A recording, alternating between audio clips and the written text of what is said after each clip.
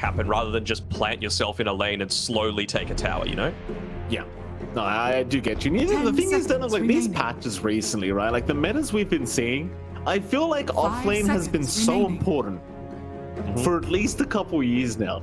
You know, it just feels like offlane's become the new safe lane in some sense, and it almost bothers me. I kind of miss the days where offlane was just, you had to 1v3. Suffer. You know, you were all about sacrificing your game. And now it's like, now you're almost the secondary carry. Yeah, for sure.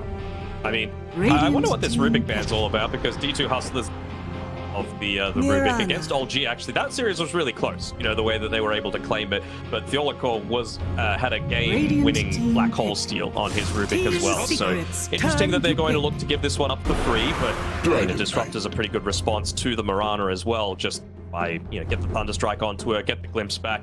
There's really no real way to be able to break that. I suppose that is one of the ways to be able to counter the kinetic field a little bit, right? Is with the Rubik Aghanim Shard, you can lift people out of that. So maybe they just wanted to take away a little bit more of a defensive tool. 5 seconds remaining. Yep, makes enough sense. I'm kind of more curious about the actual Dragon Knight, because I've been seeing this pop up a lot as of late, like in this patch. It just feels like DK suddenly is a really popular pick. Do you attribute that to this whole Meteor Hammer build-up, Danog? Do you feel like there's some kind of other attribute to the hero that makes it so strong all of a sudden? A little bit. I mean, I think it depends where you're playing the hero, right? I think if you're playing it mid, you need to be scaling a lot more. You know, mid in response to like an Ember Spirit, for example. You're going to dominate the lane, and then it's all just about... You could probably even afford to go Midas, right? Because it's going to give you that really efficient attack speed. It's going to allow you to get into those big, you know, get the splash damage, get the slow coming through from the Elder Black Dragon, and it's going to ensure that you don't need to go like Fireball, for example, instead. It just lets you pick up a lot of that early farm, but also just when you're playing in the off lane, it kind of does replace the Fireball as well, because you've got good sustain just out of the Meteor Hammer. The Void Stone component just lets you push even more strongly and gives you the ability to not be useless when you get to the later stages of the game, just because DK is probably one of the best heroes when it comes to super late. Yeah. Be honest with me, Dana, because I haven't seen your match history as of late. Are you a Meteor Hammer enjoyer? Are you one of those sickos? Well, I'm a support player, so you know I can't really get around it. I am a Witch Doctor 5 enjoyer though, and I'm actually maxing out the heal, which it works. I'm really surprised more people aren't trying it. You know, it just become incredibly hard to be able to take out. And yeah, we'll see. We'll see if teams are going to look to bring in the Danog tech. Probably not, but we'll see. Oh goodness! I mean, I remember the Witch Doctor. I think the first time I saw it come out in an 8-bit one was mid Witch Doctor by Dendy. Yeah. And then Moose started running into the past 3 role, and it was just actually sickening how much heal he could provide. Yeah, it was with and without the IO, regardless of which way it was. It's like still stupidly strong, but then when you combine the IO with it, it was actually the most disgusting thing I've ever seen. You just run it. I remember hearing people tweet about it like months before it was picked in competitive Dota. So, you know, there are a lot of things that are working in pubs that just still haven't filtered their way through to Pro Dota. It's just a matter of time. And, well, I mean, we're not going to have too much longer on this patch, thank God. I mean, I'm so tired of this one. Give me a new map. Give me a new anything to be able to play around with, Mike. Oh, tell me about it. We're due for one. I'm sure it's coming very soon, Danog. Very, very soon. Trademark that one, of course. We are going to have the final bans coming out here between these two teams. It's like both sides are focused on a variety of things, you know, pause 1s, pause 2s, whatever. Team Secret, they'll get rid of the AM here. The Ricky, of course, Monkey King is highly contested, at least for Team Secret, so very, very unsurprising that D2 Hustlers do get rid of that Monkey King that has shown up 3 out of the 4 games for Team Secret so far, and of course the Lycan ban as well. And you kind of already pointed that out earlier. You know, Boom's been doing a fantastic job on these, I want to say zoo off-lane heroes like the Broodmother and the Lycan, so just get rid of that. Don't cause yourself that kind of headache, because it's never fun playing against those kind of heroes. Final ban to go though. Team Secret, they'll get rid of the Ember. D2 Hustlers, one more for themselves before we can continue.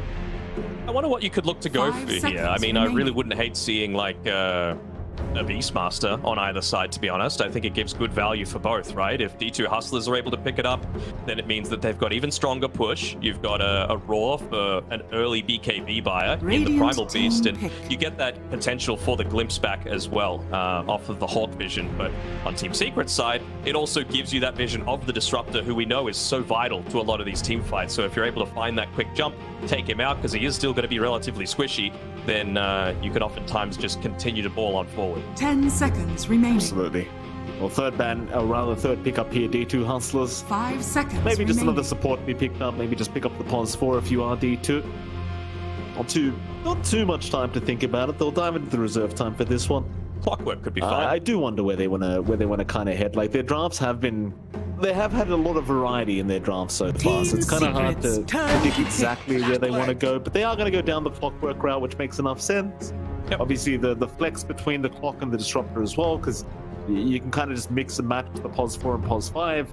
And Clockwork, thankfully, still seems to be a powerful hero in this current meta, so very thankful about that. 10 seconds I know you're a remaining. Melee 4 enjoyer, Mike. You know, your Earth Spirits, your Clocks, your Tusks, 5 anything that you seconds can get away remaining. with, you're happy about. And I think it's a great Clockwork game, right? Into the Primal Beast always feels good. This is probably going to be Armel playing the Primal Beast, just because that tends to be how they allocate their heroes. He spams it in pubs. He's doing a great job so far for Team Secret, by the way. But even just, I mentioned the Beastmaster combination together with the Disruptor, but Rocket Flare kind of acts in a similar sort of way. They're trying to run away, just a quick rocket, glimpse them back, then you picked up another kill. It's a pretty nice combination. Like, just any kind of vision game with the Disruptor always makes sense. As a Team Secret, obviously, you see Puppy having a bit of a conversation with his team, trying to figure out this draft here. Obviously, chances are it's just going to be another support to be picked up. But no, as I say, that Bloodseeker will come out here from Team Secret. I believe Crystals does enjoy playing his Pos 1 Bloodseeker, so not overly surprising seeing that pop up. But do you see inherent value that I'm missing here, Danog, with this hero? I mean, I guess 10 you're seconds considering that it's going to remaining. be going up against most likely a Clockwork in the position 4, so 5 any kind of seconds melee remaining. hero you do a pretty good job of being able to trade against. Mirana as well does quite a bit of damage in the laning phase, so does the Primal Beast, and eventually you have the capability of scaling. I mean, you're an early BKB buyer as well on the Bloodseeker, which does feel pretty nice against the Disruptor. I'm just thinking, like, when can you afford to get the Aghanim Shard, and when can you afford to go a Blink Dagger? Because I really feel like you can't just run into a lot of these team fights. You're going to have to run through too much, And then if you're having to pop a BKB to get out of a kinetic field, maybe you get cogged, and the duration goes down, and it's kind of this big snowball effect from there. So I'm interested to see what else they can have to be able to initiate these team fights, and Tusk fits the bill pretty well. Yeah, it certainly does. Team Secret going right into the Tusker. Cheeky combo later on as well. If you get the Ags up on the seconds Tusk, just kick him away with the Rupture. Always a fun little combination here for Team seconds Secret to remaining. run. Obviously, a lot of roaming potential as well with this support duo of Team Secret. Like, if you are running Tusk Mirana supports, just so much roaming potential and so much fighting capability early on. Already feels like a draft from Secret that just wants to kind of run at you and not hold back at all, really. Like, once you hit past that laning stage, it's just all action here from Secret. D2 Hustlers, I could kind of say the same thing from them. Like, you look at this draft and it just seems like once you pass the landing stage, they're ready to go. They can take T1 towers easily with this Dragon Knight. Their support duo loves fighting. I wonder if they just keep it up. Like, are we going to have one of those really brawly kind of games? It seems like we may, because now they have a Viper. Yeah. The thing is, though, it is a Viper into a decent amount of physical Radiant damage, right? team With all of the right clicks that Bloodseeker's able to get off, with the tag team, good ways to be able to gap close as well, and not the greatest mobility. So these things like the Mirana, the Tusk, they should be able to get on top of him quite easily, and there's no, like, cookie save or anything like that. So I'm expecting the Clock to have to go into a 4-staff to assist with Viper's Hurricane Pike that he's eventually looking to go into, just so that he's not super vulnerable to a lot of these ganks that are going to be coming through. Certainly, so we'll see these last ban-outs come out before we can see the drafts completed. Pos 1's being banned out here from Secret. D2 Hustlers naturally lacking a Pos 1, as it seems like Hustlers also remaining. assuming maybe a position 3 lacking for the side of Secret, so 5 they'll seconds get rid of the remaining. Beastmaster. Just seems like they just want to make sure they don't get kind of zooed by Secret, which makes enough sense. Yeah, pretty I'm much. wondering, like, do you see a pod 3 for Secret that you think really fits the build? Do you want to make one of your famous Danog predictions? Oh, here we go. Let's see. I mean, they don't have the Brood, they don't have the Lycan, they don't have the Beastmaster, they don't have the Death Prophet to be able to play around with. DK has been picked up. I think they might even be considering just putting this... DK is probably mid, and it's going to be Viper in the offlane, I would say. What could Secret do here? I don't think it's an Enigma game, just because you've got a good amount of cancel for the Black Hole, despite the fact that you're going to have a Tusk very effective in the lane to be able to counter that out. Is it a Visage game? Kind of. I wouldn't really hate the Visage. A lot of Soul Assumption spam this game. They're looking to take away a lot of these cores that are able to blow you up if they're just able to get in on top of you. And it's really only the Viper that you're too concerned about with that Gravekeeper's Cloak, so I wouldn't hate a Visage in this game for Team Secret. Could you go Prophet? Like, what if your nature's Prophet here for Secret? Yeah, I think it's possible. I mean, I was mentioning anything that's going to be able to get in onto those backlines, I'm happy with, right? Visage can do it kind of with the Familiars, you can harass with the Soul Assumption, but Prophet just gets there immediately. I guess you're a little worried about D2 Hustlers just getting a little bit too aggressive against you. And they do ban the Enigma. Okay, I thought they had just a little bit too much cancel for that. I mean, the one downside is that D2 Hustlers, with whatever Team Secret go with this last pick, whether it be a Prophet or a Visage or something else that we haven't considered, they're going to have a response to it. So, 10 seconds position remaining. 1, we're assuming, still yet to come. I wonder what they could be looking to consider. 5 seconds remaining. Let's see, Team Secret. Final pick up here. They could also just go, your standard pos 3, just get something tanky with the stun, just don't make things too complicated for yourself, but we'll see what Boom's thinking. So it doesn't seem like Boom's really said a word to his team here. He's just quietly allowing Puppy and Heen to do the work. They're going to go Necrophos. Okay, All no right, joke. so... I was thinking, could they Necro, but it's into a Viper. How confident are you with all of that? Whatever they pick, it's got to be a Nullifier builder on D2 Hustlers, right? That is going to be so key for them to be able to get anything out of this game, because remaining. I think Viper, the way that they build it, tends to be a little bit more of that pure right-click style. I don't think it's a great Aghanim Scepter game this time around for the Viper. So we'll see. We'll see what they look to do to respond to this. My immediate hero that came to mind here for Hustlers is probably like, oh, never mind. The Pugna comes out here for D2 Hustlers. Yeah. So that's... I mean, it is magic damage, and Xantic absolutely popped off in one of his games when he played it, and it ups the tempo, which I think this is of Team Secret's draft. I've mentioned that Bloodseeker can be very, very effective when he has like 2, maybe 3 items, right? He needs his phase boots, he needs his maelstrom, and he needs a BKB. But until then, you really don't do all that much. So that's their main concern. It's really going to put up a lot onto Armel, Yamich, and Puppy to be able to get a lot done in the first, 15, 20 minutes of this game.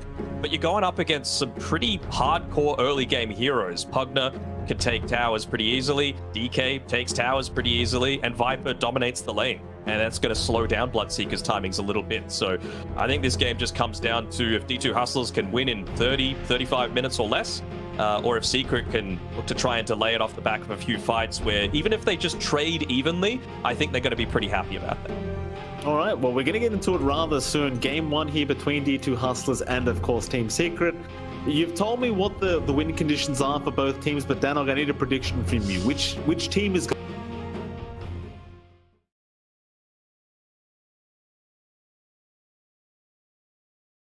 to pull off this game? Fast Dota. So I'm going to say D2 Hustlers have a shot. Okay. All right, I like spicy prediction. I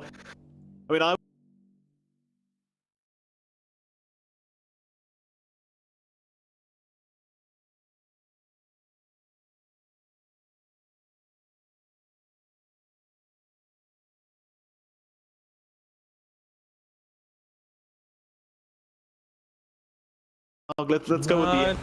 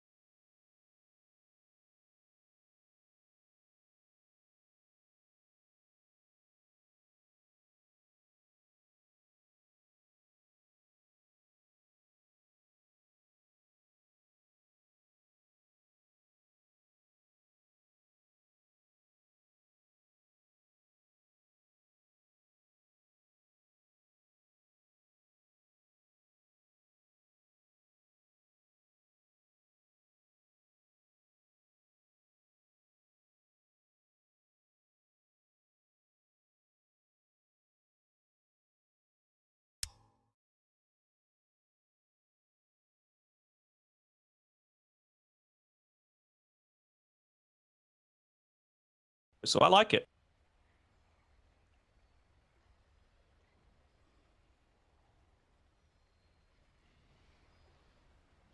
At the point you made as well, 'cause early on, you do at least have a hero that can do so much damage to that tier 1 mid tower, and that's just a tower you really don't want to lose early on if you can avoid it, even as Team Secret. But you might want to fight. You need to control the map the best you possibly can.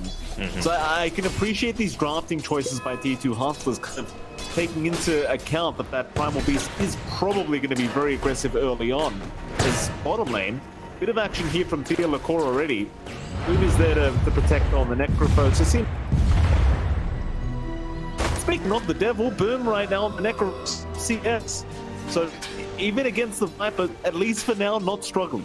Not struggling, but I think the thing is, Devi Llama should be at least able to get his farm in this lane. That's the downside, right? You never really want to be playing a melee core into a Necro. He's just going to dominate you. Well, might be very low. Mid lane again, go on, Donald. No, I was just about to say that.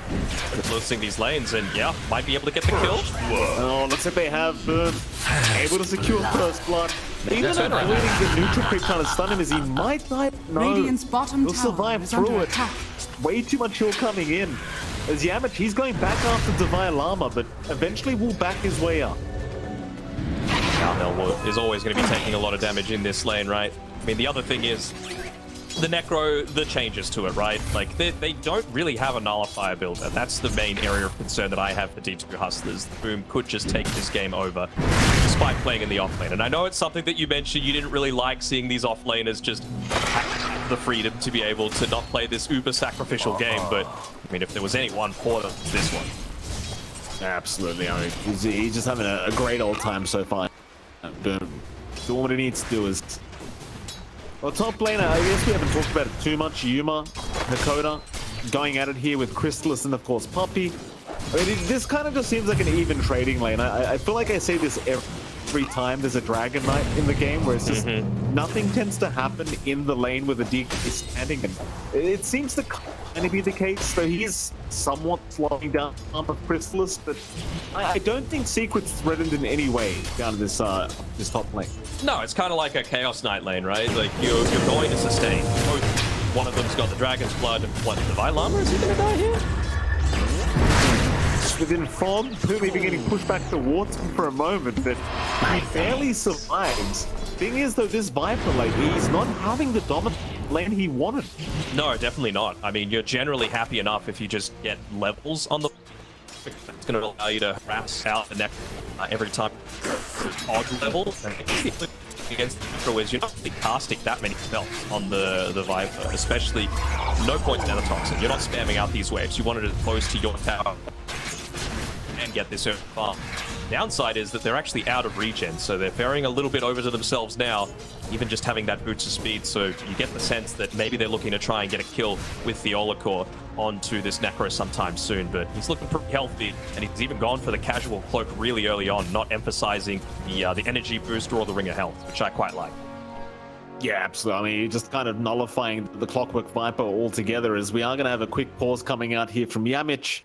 This is one of those Clockwork games, like, where I would feel really sad, because I feel like there's just nothing I can do to help this lane at all.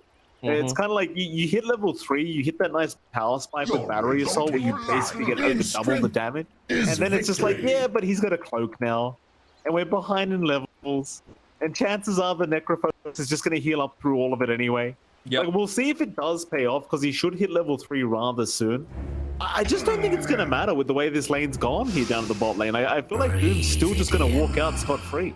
Yeah, I think so as well. I mean, it's just how much is Viper going to be able to get, and I think that's what Theolacor setting himself up for, right? It's not necessarily how active can you play, but how much can you protect Devi Llama so that he at least gets into that early little bit of farm. It's a good way of looking at it. Still very depressing, though, let me tell you, Danog, as a Clockwork spammer myself, that's just a depressing way to have to play this hero, but sometimes necessary, as they are going to try and rush towards Boom. Pings were out from Theolacor. He saw an opening with the creep wave approaching the Necro, but couldn't quite close the gap, and obviously they're not looking to dive the tier 1 tower if they can avoid it. We'll just have to let that one go. But it is at least good to see D2 Hustlers, like, they are aiming to try and take that man down. Not anywhere near it yet. Not yet. Got a little bit more regen. Viper has the boots to be able to play with. He's very close to hitting level 5, so I was expecting to see Crystal is dying on this top side. Yeah, very nice harassment being popped out here by a Disruptor. Hakoda just dishing out so much with the level 1 Thunder Strike, and then of course the level 2 Glimpse back was more than enough to get the job done. So huge kill here for the side of D2 Hustlers. And I'm kind of like you, I was not expecting that to happen, but Crystal gets caught with his hands down there for a moment. A bit of breaking in here as well, boom. And a bit of danger. He's going to back his way off. Maybe all right. So I almost wonder if they commit onto also that. protecting his Viper with the cogs, and this bottom lane's starting to get a little bit spicy. It is, and I think they might have just gone for it like one creep too soon. Viper was 1 kill away from being able to get that 3rd point into the poison attack. Good. Well, with that, maybe they look to make a play now. It was more just about burning. Not anymore. Not going to be able to see any weight on this either. Pop the Ghost Shroud. It's probably not going to matter though. It only amplifies the damage there from Theo. Of course, they do make it happen as mid lane. In the meantime, as Xantic goes down, Armel able to secure a solo pick off on his own. At least I believe it was solo, because Puppy was right, but I don't think he did anything.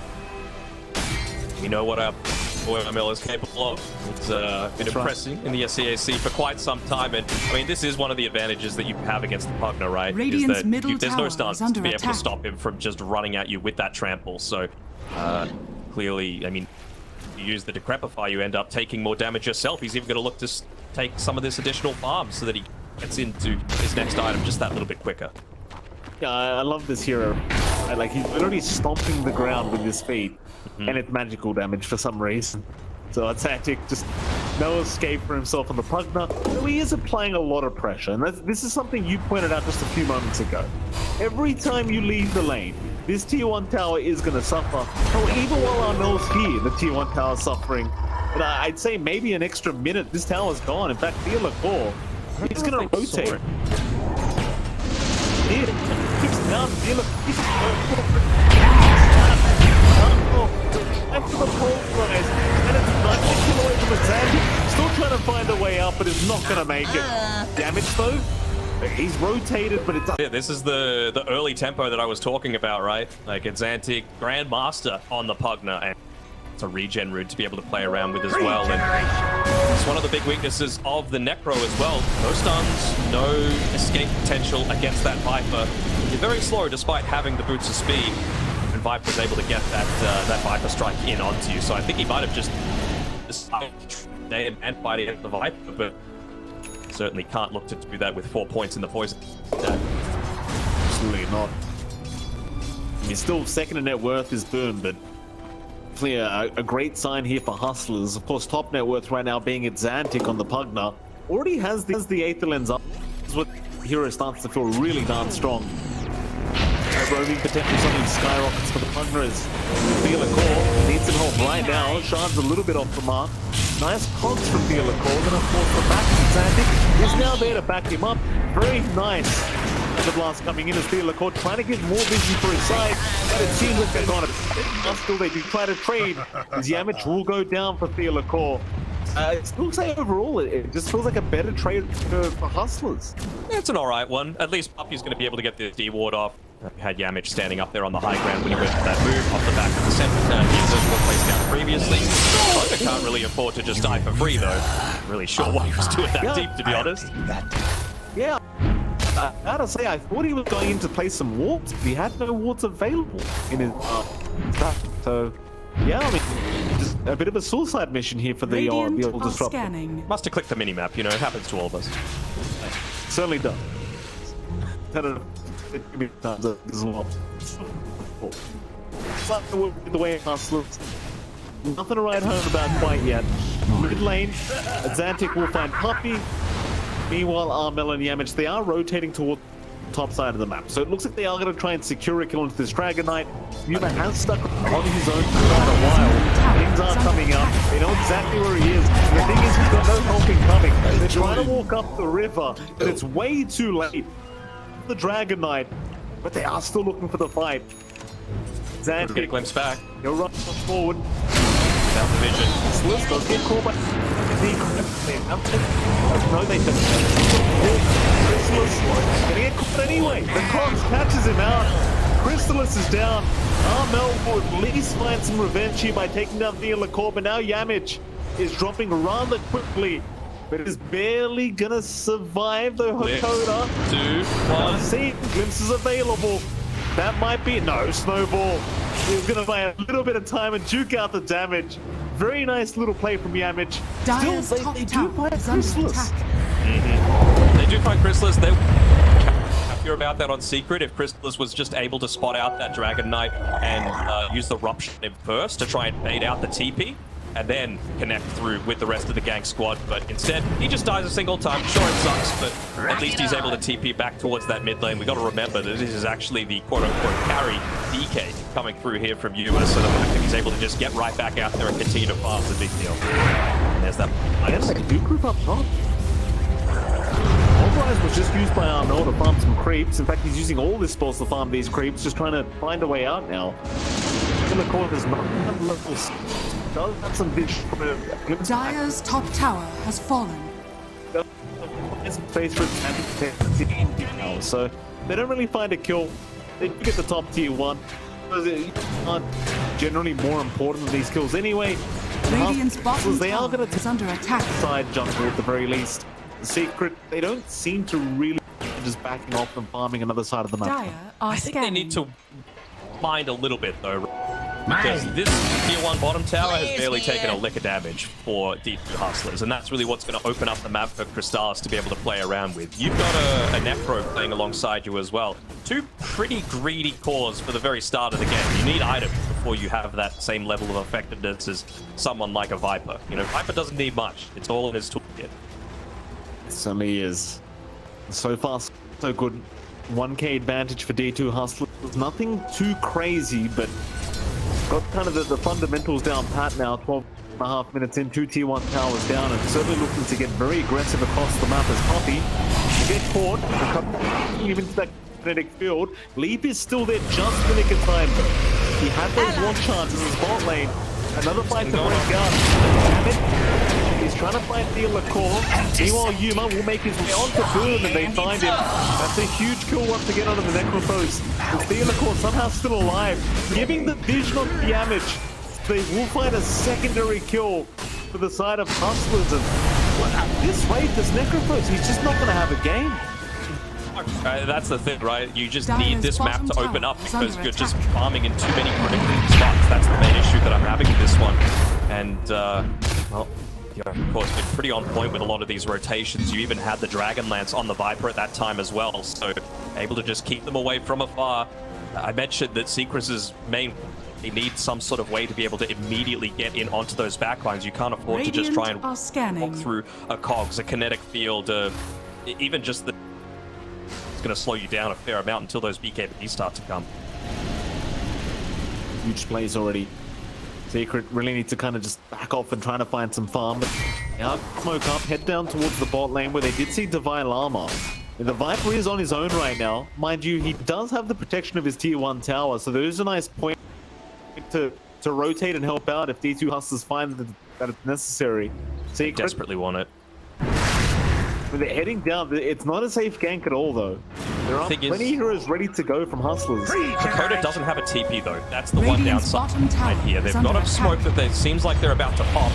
They're able to move very quickly. They might be able to get down towards this bottom side of the map, but it seems like Hustlers, they really want to fight this. They don't want to give this up if they can afford to. Divine Llama here, point pulled together with the tumblers. That little free line that is checking. Now the hook shot is there.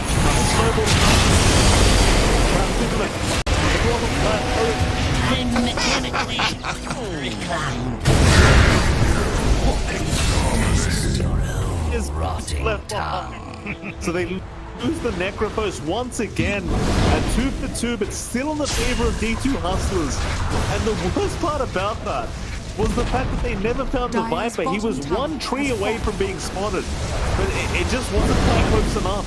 Yeah, close only counts in horseshoes and hand grenades, unfortunately. And yeah, it just goes to show how little of a difference it is. It's off the back of that tubeless toy, right?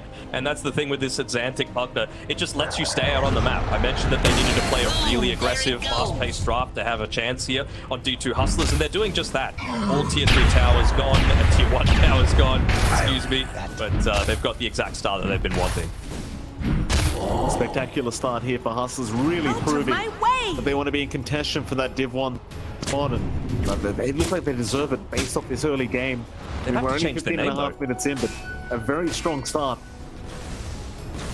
They become Div 1 Hustlers. Goes on then if they make it. I mean, I didn't want to say it, Dan. Oh my goodness. Yeah. I'll take the easy one anytime I can get it. Dire are scanning. Bit of a group up, Mel. He's going to Oxford in as well.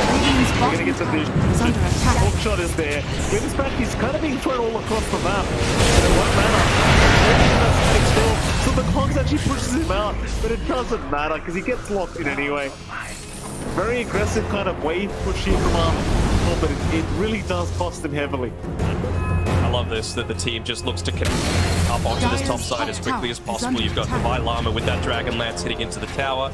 You're using the Rocket Flare to keep bottom lane pushed away. They're just trying to get understanding of, all right, well, where is Crystal's farm? Is he ready to join in onto this? Because when they went for that last team fight, he didn't have BKB. He only had just picked up the Maelstrom, and it really felt like he was, I don't want to say useless, but this Bloodseeker hero just doesn't do anything until you've got at least the Maelstrom and the BKB. I mean, I always talk trash about this Blood one, and, you know, I know it's a favorite of Crystallis's, but it certainly doesn't. The BKB is certainly up, and he's getting there. He's getting close enough, but so far, just no cigar here for Team Secret as D2 Hustlers to hold on to a 2k advantage. All 3 cores, top of the net worth here for D2 Hustlers on the Radiant end of things.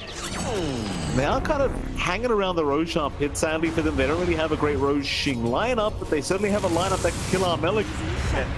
He's got the BKB before he died. There's your... Small commitment.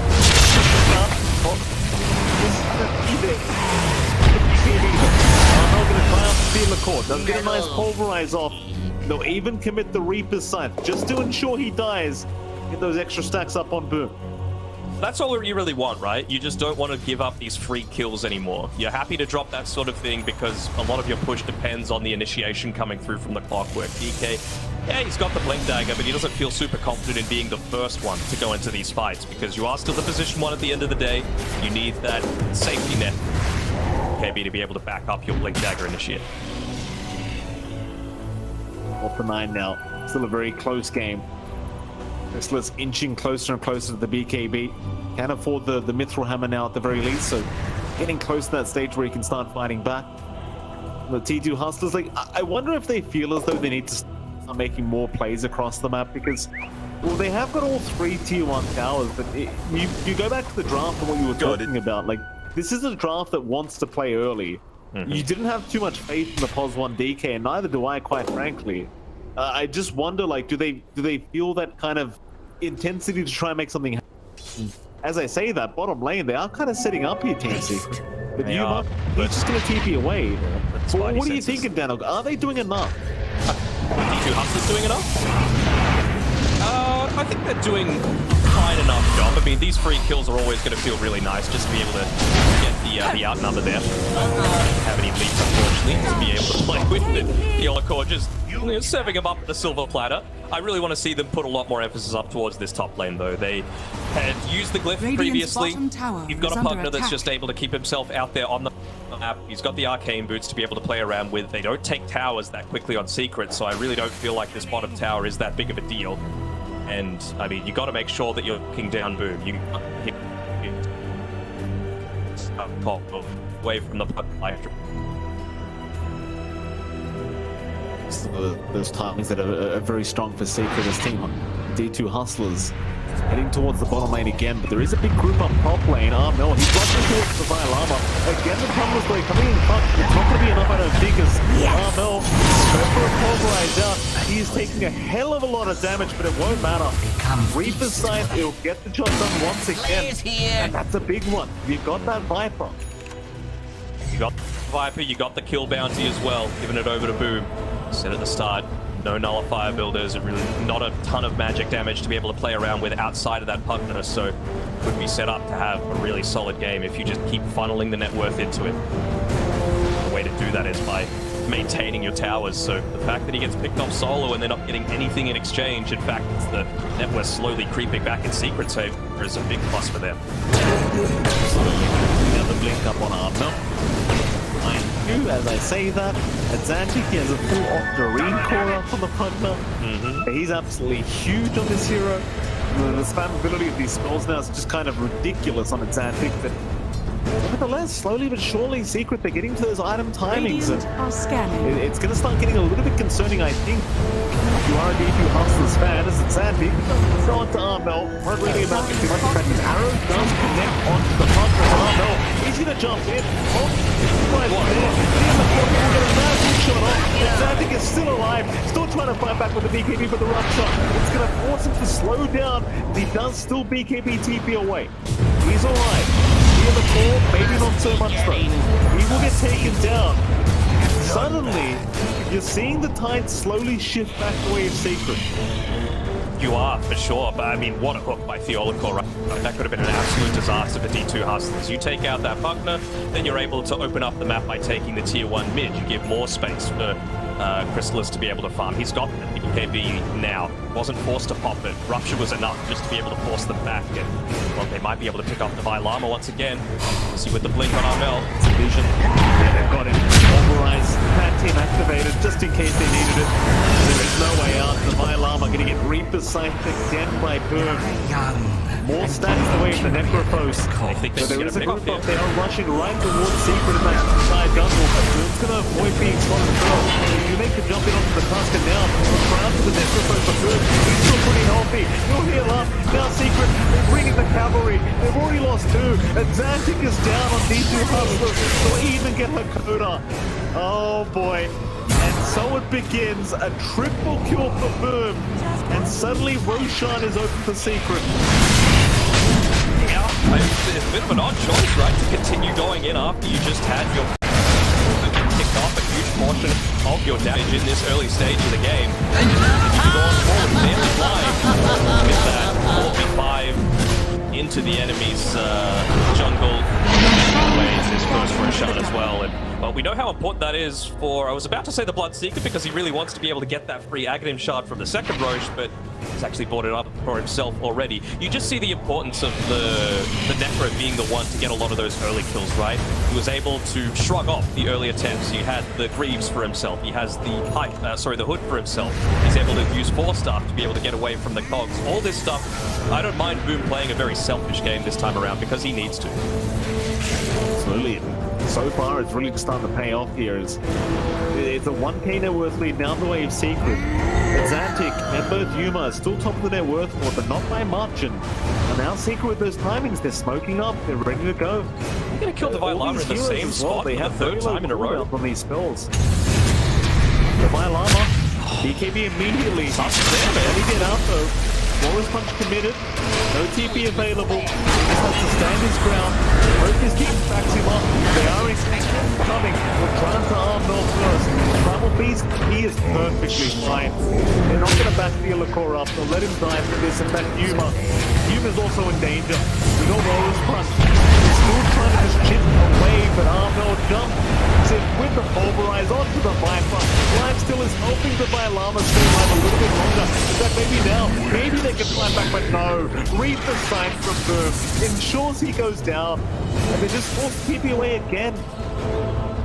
Any chance that you can get to force them to play on the back foot instead of the front foot is a huge win for Secret. And the thing that gives them the chance to do that, of course, is that Aegis to be immortal. They're fearless right now, and they've been able to pick up a few of these more group up and go items that Secret love to play around. They've got the Titan, they've got the Guardian Greaves, even just the passive magic resistance type, I think it's severely underrated. 30% just from having the item.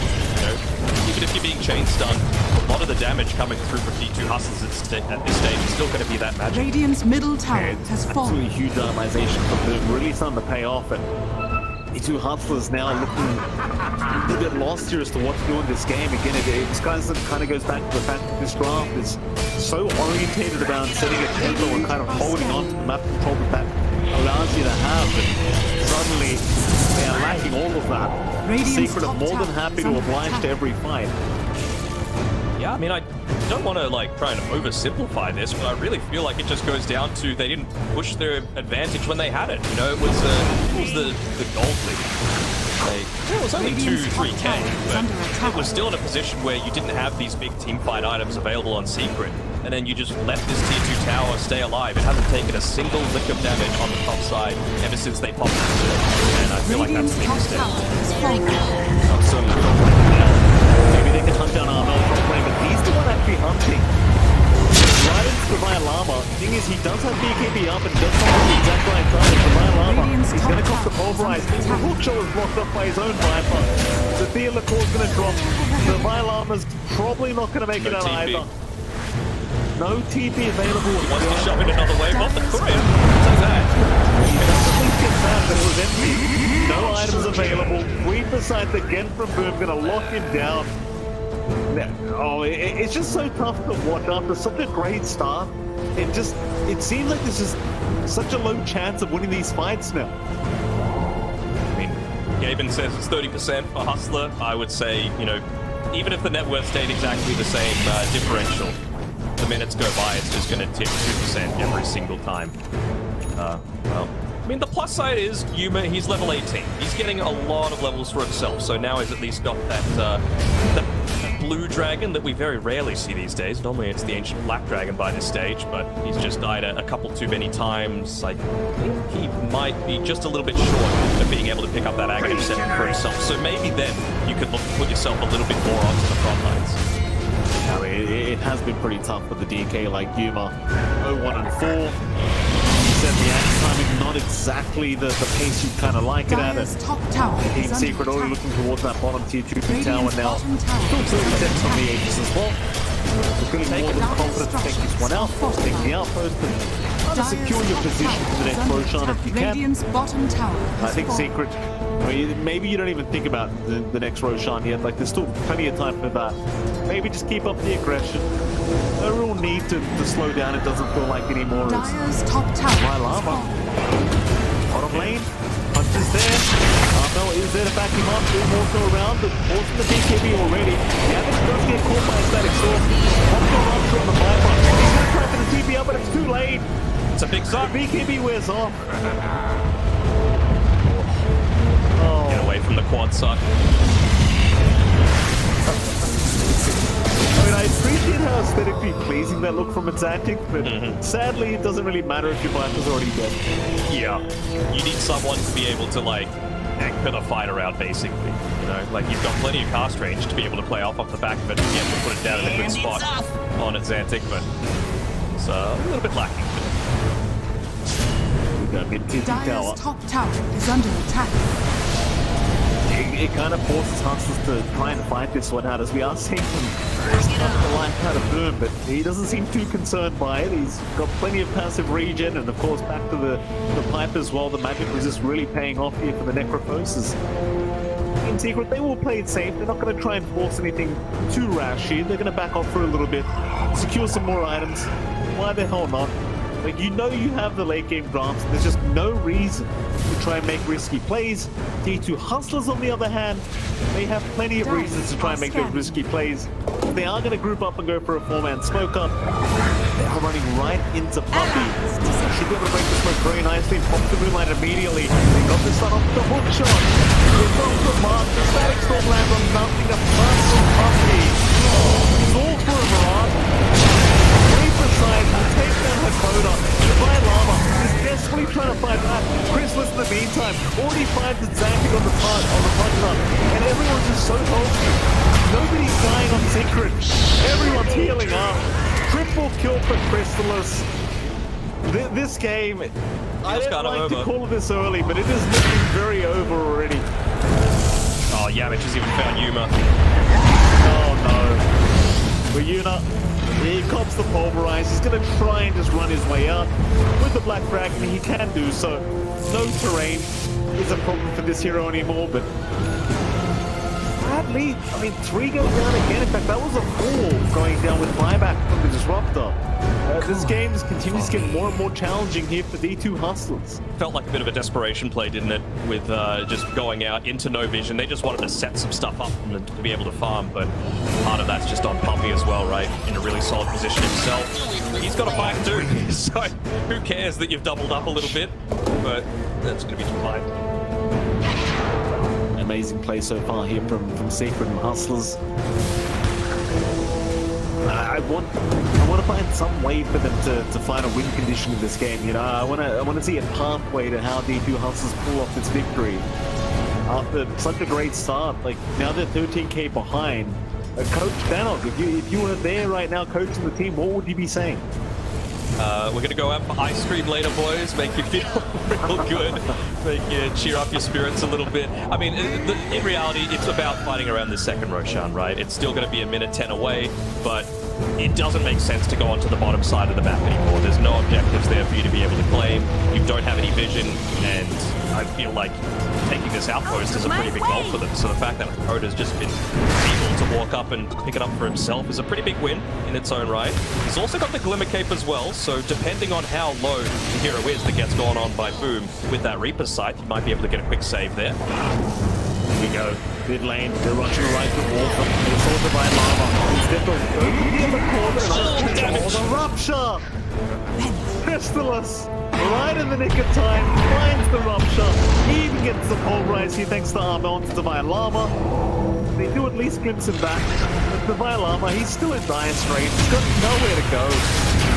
He's popped the tag team. Missed the arrow, but what does it matter? The pipe is down. I think he even found a cherry on top. Dakota's gone. They got that gem. Armel a while ago, before that boss fight, by the way, in the Radiant jungle, had picked up the Aghanim Scepter as well. So you got the break against the Corrosive Skin, you got the break against the Dragon Blood. Feels, heroes are a lot squishier off the back of Armel, just being a ballsy man and running in onto the front lines. The Roshan available, and there you go. Christmas does see it. We'll go right away. Ops game is blessing.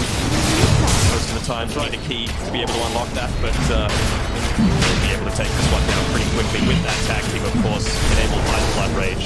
Roshan just fell so quickly without the disruption. You don't feel confident taking this fight.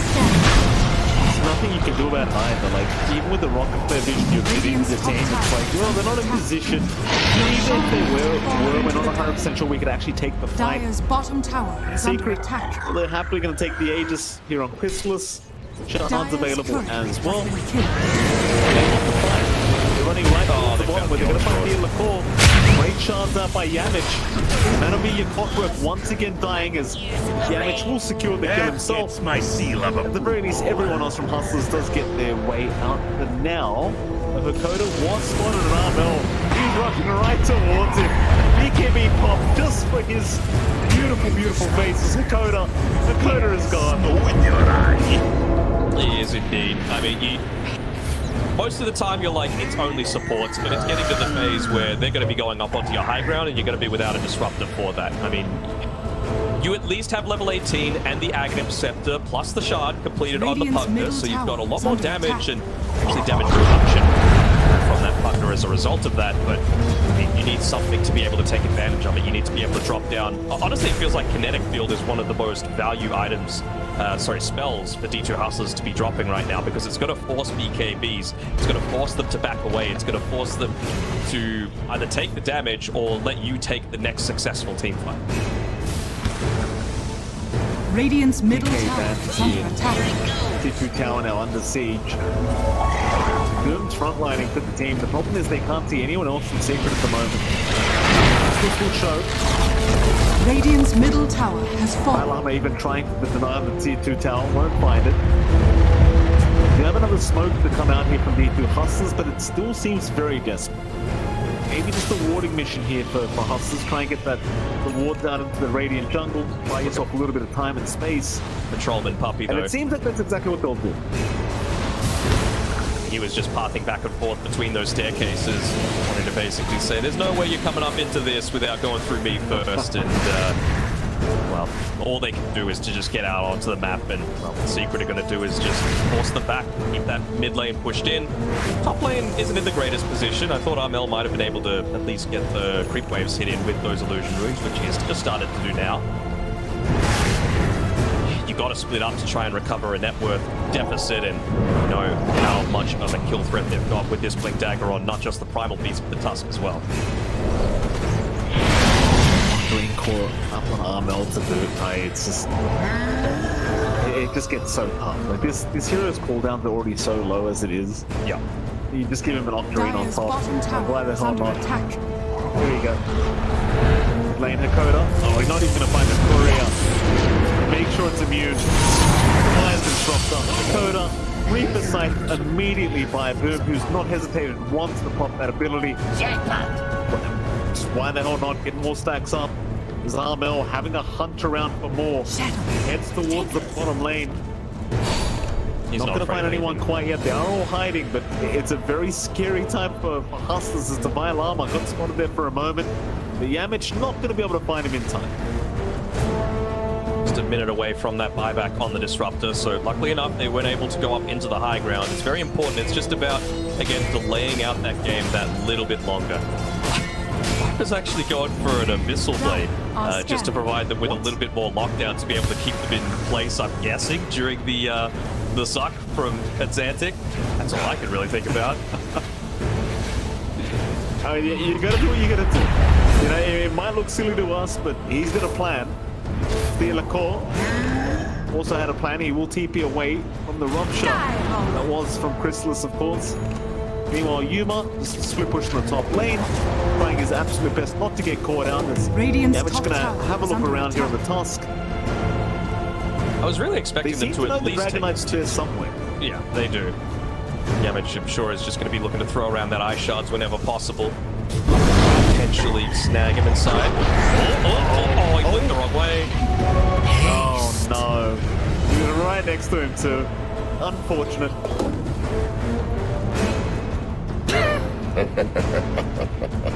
Oh, it happens. 14 to 30, it's not like you're gonna really mind anyway. 20k damage for Secret. Motor Plus sitting at a casual 93% right now for the side of Secret, which, you know, you'd have to agree with. Secret. I mean, Puppy not getting caught down in the spot lane. Like, Hustlers, they are really struggling to find an opening here. Sure. I mean, the thing is that the way that Hustlers are playing, it's basically if Elder Dragon form is popped, I feel safe enough to be able to push out some lanes. Maybe the rest of the heroes can go out onto the map as well. That's where Hakoda's been making these really deep plays, but he's not going to be able to do it anymore, and I really want to see him get a little bit more of an escort because he's holding the gem right now. Walks up and just hands that back over to Team Secret as well. That's going to be a pretty big thing. Very close arrow there from Puppy. Sacred. I appreciate the way they do this, right? Like, they start smothering the enemy team when they know they've got an advantage. They just don't let them farm. There's no space in the map that they should have. They are going to find some of the Radiant Triangle. They are immediately just blinking in with the pulverize the lead Hakoda. Like I said, gem available now for Secret, even though they already had one. Why not make it two? Radiant's middle tower is under attack. You got 2 eyes, 2 gems needed. He's into his career now just to be able to bring it back to base.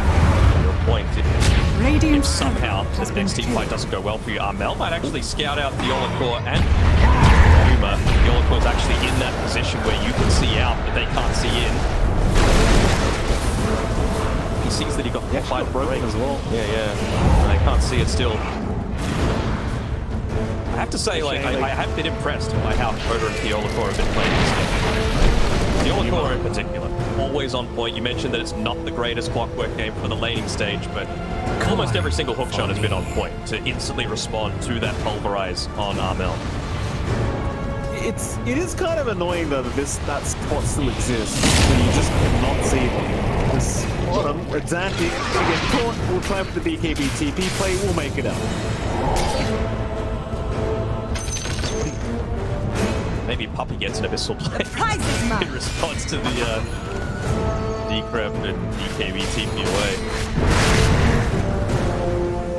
Much to be done. I mean, the thing is, it feels like it doesn't really matter, right? Like, he gets away, that's fine, but it's like we still control the whole map. Look up here from Secret. They're in the Radiant Triangle somewhere. Arnold's already scattered them out there. Arnold taking a lot of damage for that nice snowball. But Zancic can help free position. And it could use a really big position as well. And Zancic is down. Secret will rush towards the side of D2 Hustlers. No fear in the world. Pulverize back down onto my llama. That's your Viper card. Damage. Perfect setup for his team. He will get stunned up and he might just die. But it won't matter. He'll just keep chasing Hustlers. Yuma, you're gonna hide in the ridge. Snowball will be there. Starfall doesn't land. High five's happening. Pulverize will land from Armel. D2 Hustlers, I mean, I'll give them props. They are still playing, they have not called it. This game is just getting worse and worse as time goes on. Yeah, they're stalling out, but 5x have already been expended. You ever try and hide in that little river spot that Human attempted? It's a little bit cheeky. Looks to be able to stop any kind of like physical prevention, but of course with that off the ring for an Armel, he's even got the fact that it pierces spell immunity now for them to have to deal with. BKB, yeah, that's this time around. Maybe on a bit too far, but he's actually a very tanky boy. Armel gonna move on with the Pulverize. Ember planning the contra. Yavich is somehow still alive. Oh, he's actually gonna make it out.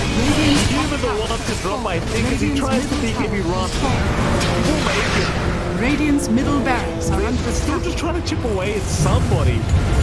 Doom is just fine.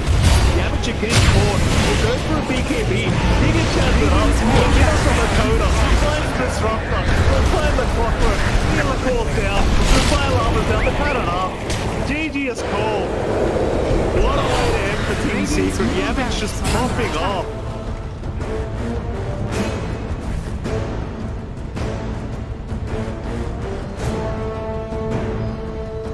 That is going absolutely bananas. That game. He created so much space for the rest of the boys, and like we were saying from the very